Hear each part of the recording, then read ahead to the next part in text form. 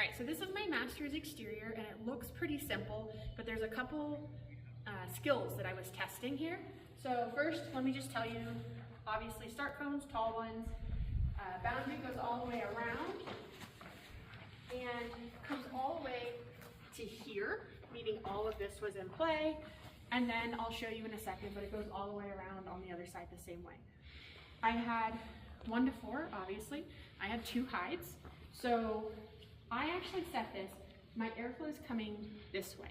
And it's not super fast, but it's pretty consistent with a little bit of gusts that pick up a couple extra miles, not a lot. So I knew that anything would be blowing through these benches.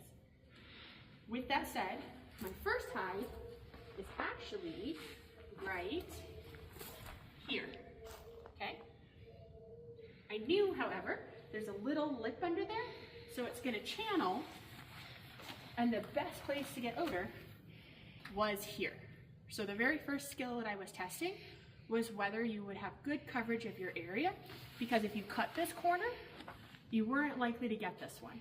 There's some odor here, and especially with the sun coming on the outside of the building, we did have rise, and so there's some odor. However, the clearest lines were all from here. They had to come around. We'd have beautiful head snaps if they actually let them, and we'd have people completely miss it if they did not actually have full coverage of the area. In fact, I even set up my start line to support that part of my skills test because I set it this way. So it's inset a little bit so that the handler actually had to take some variation of initiative, or the dog had to take some variation of initiative to hit that hide to get out and back in. Otherwise, dogs would cut it and they'd just come around and they'd have odor, but they'd have no line. My second hide was actually, didn't have anything on here. However, they would get odor starting around here. So it's way over there. We'll get there in a second, but it was blowing through all of this. So this one was kind of a combined dog handler skills test, because what I was looking for was that a dog either knew how to work through barriers to get to source, or I could understand and call something as a deep inaccessible, and or that the handler could recognize the direction that the odor behavior was saying source was, so that they could step in and use some of their tools and techniques to assist their dog to success, and or again, had the bravery to be able to say, I know it's there, and call it as an inaccessible. So I had odor all through here, right? I had a ton right here where the dogs were actually, not a lot, not all of them, but a lot of the dogs would actually crawl up on top of this bench looking straight that way, all right? Or they would try to go underneath. Then it would come around. I did have 1 false called on this bench because the handler just didn't know what to do with the behavior, and 1 handler that didn't call it, but I could hear them talking to their dog about it.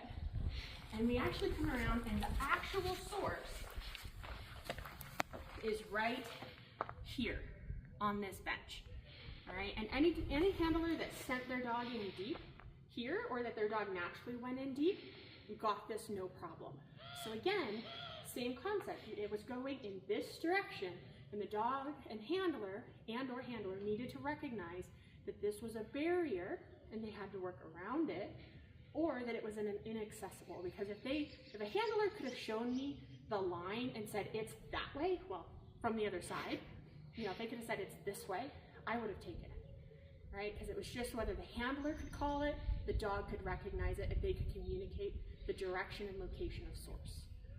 So, and then obviously the other end of my barrier, or my boundary, was right here, again including all of this. So main skills here, area coverage, making sure that you understand how to work barriers and or inaccessibles, and that you actually trust your training. So happy hunting.